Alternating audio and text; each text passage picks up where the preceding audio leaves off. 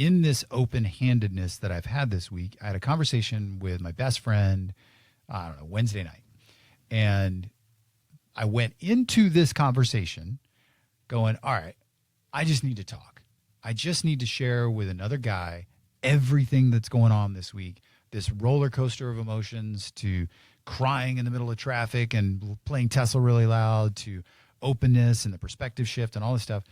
And I found myself talking to him probably in a tone of just like da da da da da da. I was just rattling stuff off.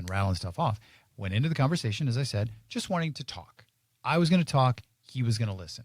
Had no expectation of anything that he would say that would be, anything. Just like, hey, man, we're good for each other to listen when he's going through stuff and vice versa. So I'm telling him all this stuff about my changing in perspective of how I feel about my dad and how I see him differently now. And he's like, man, I feel I want to tell you a story. And I was like, all right, go for it. And this is my friend Kevin. He came into my life at 11th grade. He moved from Miami to this little town in North Florida, going from into 11th grade. So that had to be tough. New school, new friends, didn't know anybody.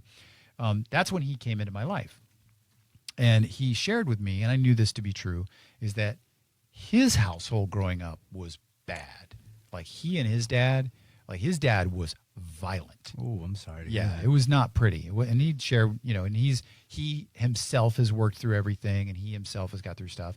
But he was sharing with me the other night that not only was his household bad, I hate to say that he was kind of raised in a cult, because I think that sounds worse than it really is, but it was clearly some offshoot of an offshoot of an offshoot of a church. Okay.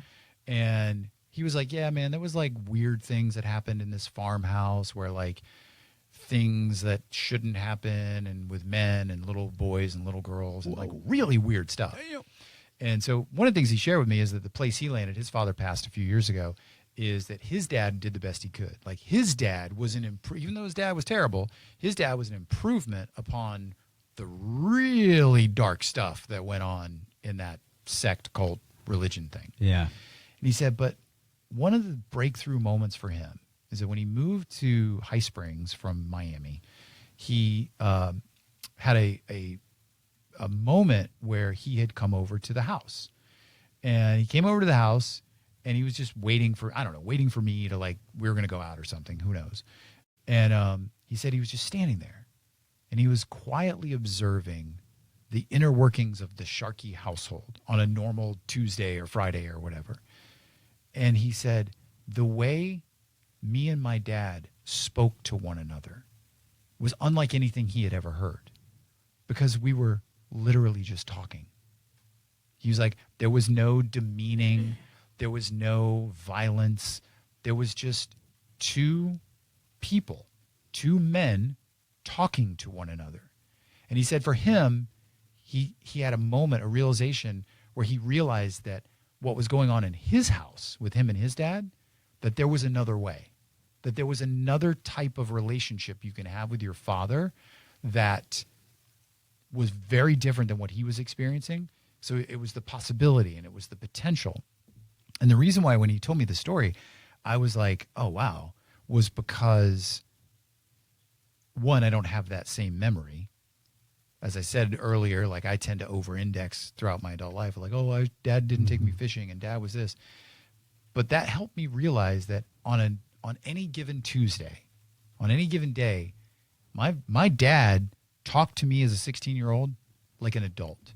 My dad treated me with respect and independence at that age. Whether I had a sense of value for it or anything, I didn't at that time. I was 16, but it helped. It was like a snapshot into that moment that I just completely erased from memory because it was insignificant. But in his mind, it was one of the most significant moments in his entire life that he carried with him for the rest of his life. Just seeing that a father and a son can actually just have a dialogue that's just normal. And I was like, man, I can't, it added another layer to this perspective that I gained about loving my dad for who he was as a human, as a man, and not just this guy that didn't take me fishing when I was 10. Yeah. Yeah, it's I love those moments. I hope that the space between those moments grows shorter and shorter as you grow older. I also, to your point of being given those gifts of perspective, I had one when I was in high school. I became friends with my buddy Eric Gant. We're still friends to this day. I love that kid like a brother. And I spent a lot of time over there, and I was not very open with my parents. I, would talk to them, but it was much like how it sounds your friend Kevin was. My parents were never violent, but I chose to not let them into my life. And then something happened in high school. I started going over to my buddy Eric's place, and his dad I'd always see that we get home from school, and Eric would go into his room to do whatever, and I would just kind of stand around for a while, and I'd just watch his dad watch soccer, and I'd watch his dad talk to the TV screen. And, a week of that went by, and then after a couple of weeks, I got the nerve to sit down. And then after a month, he and I were now fully engrossed in conversation with each other. And it took about 2 months of that before Eric said, you don't think that's weird that you just like come over and hang out with my dad? Yeah. And I was like, why would it be weird? And he was like, well, you don't hang out with your parents. And it was in that instant and him saying that it just boom, an explosion in my brain happened. And I went, oh, wow, that's what they want. My parents aren't trying to talk to me to teach me or, give me lectures or any of that. They just want to talk to me. Yeah. They just want to enjoy a conversation every once in a while and just be there in my life. But it took somebody else's perspective of what I was doing for me to snap out of it. Yeah, totally. I get that. That's really cool.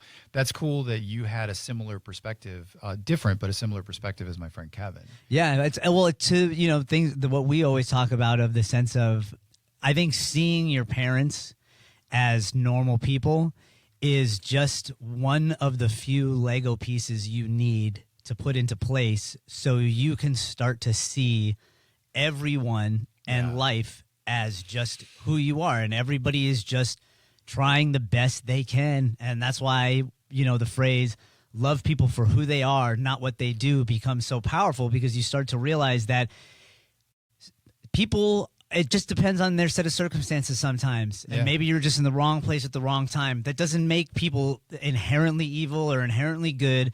It just means in the ever-changing photograph that is life, and that specific snapshot, that's what we got. Yeah, absolutely. And I think and because we got to wrap up here, but one of the big takeaways of the last week speaks to now how I approach having the perspective around my dad and how quickly that shifted over the last week, and how much I just love this, that I have this now. Like, I really love that I have this now. Helps me with every other human being that I come in contact with. And I thought prior to this, and maybe I was open to that. I was open to allowing people to be who they are. And I think I was, and I still am, but it's just a notch deeper now, because the one person in my life, my dad, who I thought I had figured out, it took him dying for me to literally see him in a way that was transformative and amazing and incredible, that I now get to take not just my memories of him moving forward, but now how I interact with you, how I interact with everybody in my life. And it just feels deeper. Yeah, and it will feel deeper, especially when for me, it was when I started to turn that mirror towards myself, and I started to say, it took me, if I was you, I would say it took me my own death numerous times to have this new perspective, to see people differently. And then it just, once that, you drop that pebble in the water, that ripple out is, it's infinite now. Yeah. It never goes away. It never goes away. And it never stops growing. No, and you find more and more peace. And no matter, that's when people will say, I found, my happiness isn't in the outside. It's now within, because now you know that within you is all of these experiences that you have outwardly, but you get to decide and control where you want to land on your wheel of life inside. And if there are things bad happening to you outside, you can always go inward and go, well, that's just the way it just is. Yeah. Yeah, absolutely.